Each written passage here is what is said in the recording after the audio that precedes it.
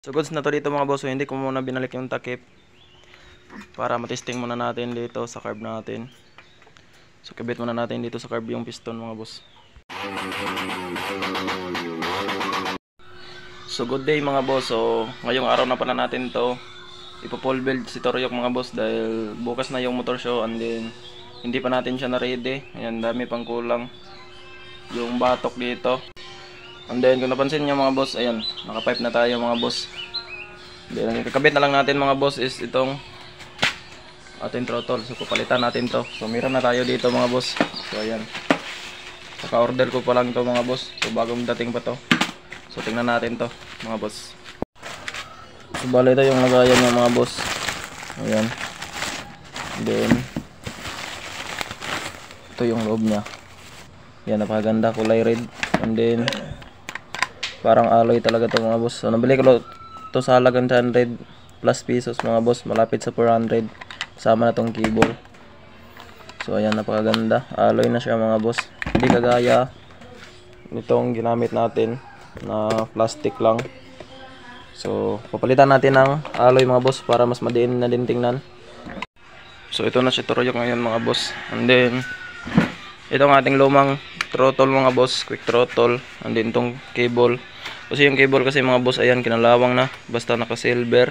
So madaling kalawangin, klarong klaro talaga yung dumi. And then tanggalin muna natin tong stock na cable, dating cable natin mga boss. And then itong throttle, so yan, tanggalin muna natin to.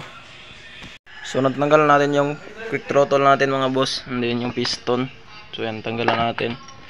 Then ito na yung luma natin mga boss. And then itong handle grip mga boss, so ito lang yung gagamitin natin. And then kunin lang natin to kasi medyo matagal na tingnan. And then ito mga boss, so salpak na natin to dito. And then kabit natin to sa plug and play na lang tong cable mga boss. Hindi na tayo magputol para hindi na masyadong trabaho. So testing natin muna to. So bali ito na siya mga boss. So kinabit ko na yung cable. So ang nakaganda dito sa throttle lang to mga boss is meron siyang bearing dito, itong kulay red. Meron siyang bearing para pag ayan, pag ganun mo is umikot to. Hindi kagaya dito na walang bearing to, so medyo matigas. So maganda to mga boss kasi alloy na din. Then salpak muna natin to.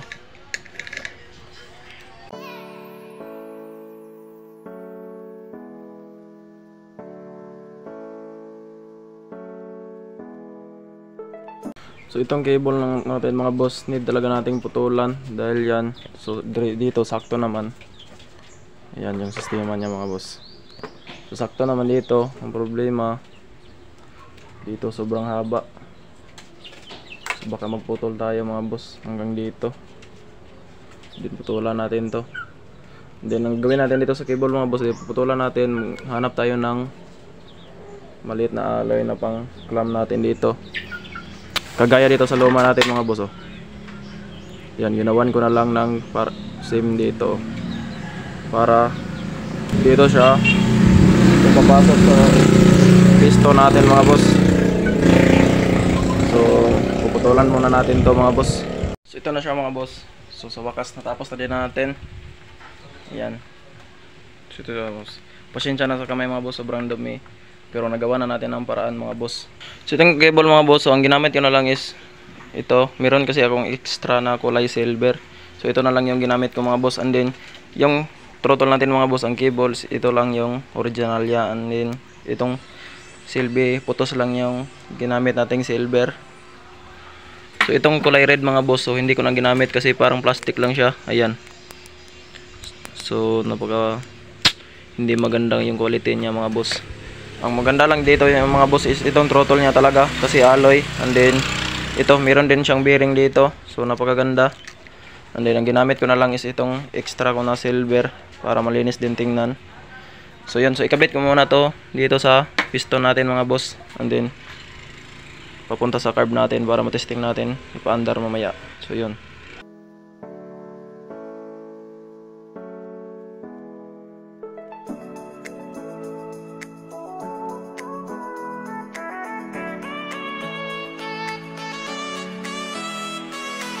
So yan na siya mga boss. So itong plastic, yung silbi lock niya mga boss.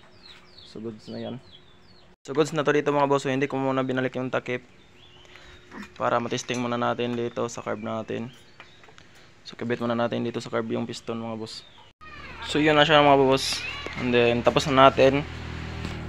Nakabit yung ating handle grip. And then nabalik ko na din yung takip dito mga boss. Kasi meron talaga siyang kunting play mga boss. Yung carb natin.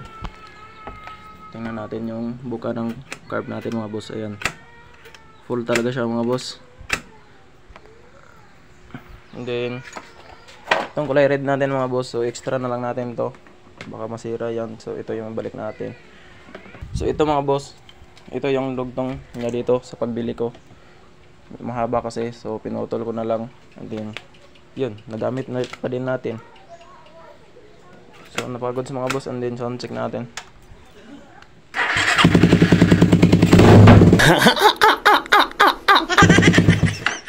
Sobrang ingay yung pipe. And then parang malakas lang kasi yung minor. Isa pa.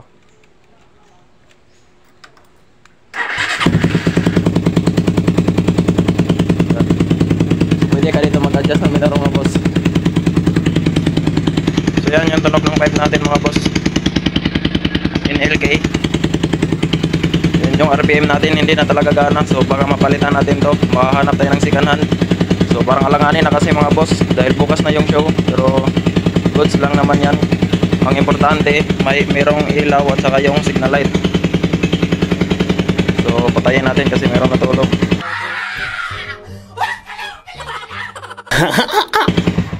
So hanggang dito lang pala muna yung video natin kay Toryok mga boss. And then susunod na lang yung montage natin dito kasi sobrang meron pa akong gagawin dito.